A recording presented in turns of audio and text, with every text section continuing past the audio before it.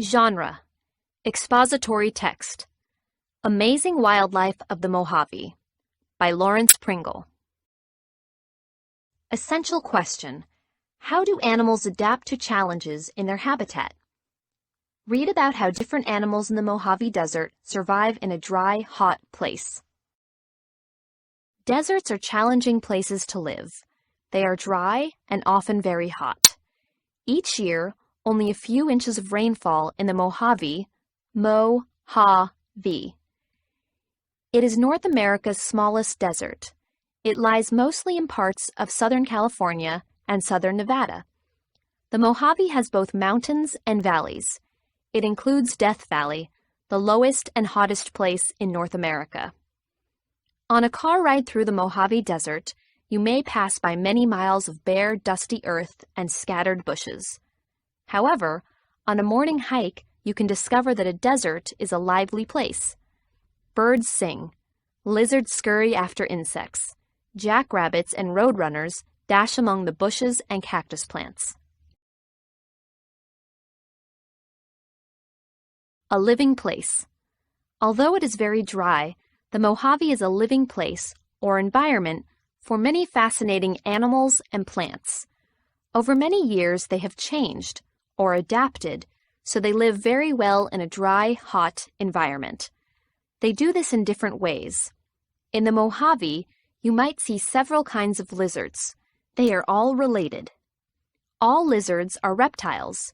Reptiles all have scaly skin. However, they are different in many ways. The desert spiny lizard, for example, is only a few inches long. Most of its food is insects. The name Mojave means alongside water. It comes from the Mojave people. They were Native Americans who once lived along the lower Colorado River. The river flows through part of the Mojave Desert. The chuckwalla is very different. It can grow to almost 3 feet long. This big lizard eats leaves, flowers, and fruit of plants. It also has a special way of protecting itself. If a chuckwalla senses danger, it quickly hides in a crack between rocks. Then it gulps in air, making its body fatter. It becomes tightly wedged in so that a predator cannot pull it out. This chuckwalla will quickly squeeze itself between rocks if a predator comes near.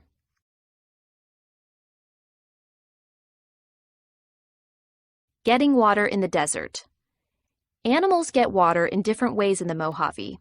Coyotes, bobcats, and other large mammals can travel a long distance for a drink. So can some birds. Small lizards, snakes, and mice are different. They cannot travel far. They might prefer to drink from a stream or even a puddle, but these are rare treats in a desert. They find water in different ways. They get some from tiny drops of dew that form overnight on plants or stones. Their main source of water is the food they eat. Flowers, seeds, and leaves contain water. The bodies of insects, scorpions, and other animals are all at least half water. Some desert animals get most or all of the water they need simply by eating food. This coyote can travel far to find water. Stop and check. Reread. What are some different ways that animals in the Mojave get water? Reread to find the answer. Light colors help. People who live in or visit deserts often wear light-colored clothes. This is smart because dark colors take in, or absorb, sun energy, while light colors reflect it. You can avoid overheating by wearing light colors. Desert animals do the same by being light-colored. Being light-colored can help animals in another way. In the Mojave, the land is often colored tan, gray, and light brown. Pale mice, insects, or lizards are hard to see against this background. This gives the animals some protection from predators that try to catch and eat them. Not all desert animals are light-colored. In some parts of the Mojave, mice and lizards are much darker. They are different because they live among rocks and soil that are black or dark brown. In those places, Darker colors help them hide and survive. Light-colored fur helps this kangaroo rat hide from predators. Escaping the heat. Desert animals are all alike in one way. They find ways to avoid midday heat. Different animals do this in different ways. Most of them rest during the hottest time of day. They are active in cooler times, such as mornings, evenings, or at night. Different animals avoid heat in different ways. Scorpions usually hide in shady places. However, if a scorpion must be out in daytime, it can stand tall on its legs. This is called stilting. It keeps the scorpion's body from touching the hot surface. A snake, of course, cannot stilt because it has no legs. On a hot day, some snakes and lizards crawl up into bushes. There, the air is cooler than on the hot soil surface. A scorpion uses its legs to raise its body above the hot ground. Stop and check. Reread. How do scorpions avoid the heat? Reread to find the answer. Most desert animals also escape the heat by seeking shelter under bushes, rocks, and other shady places. Black-tailed jackrabbits sprawl in the shade. They lose body heat by panting or breathing rapidly. Heat is also given off from many tiny blood vessels in their large ears. A jackrabbit's long ears help it stay cool. Cool and safe underground. Many desert animals seek the coolness of underground burrows. The afternoon soil temperature may be as hot as 140 degrees Fahrenheit.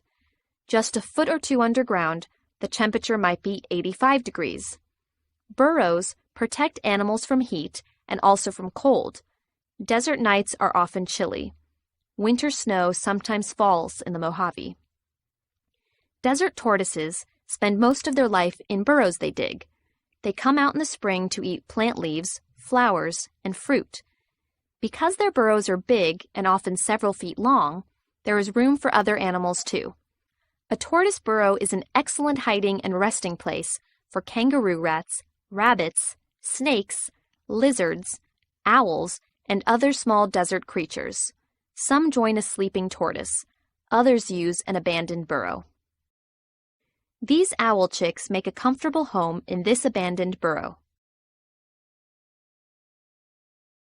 Some desert animals also use their hideouts in a different way. In the evening, scorpions wait just inside their shelters for their next meal. A lizard, beetle, or even another scorpion might pass by. These moving animals make ground vibrations that scorpions can feel. The vibrations alert scorpions that an animal is nearby. Some scorpions can sense vibrations in the air caused by a flying insect. They can reach out and grab a low-flying moth. The hard shell of a desert tortoise protects it from predators.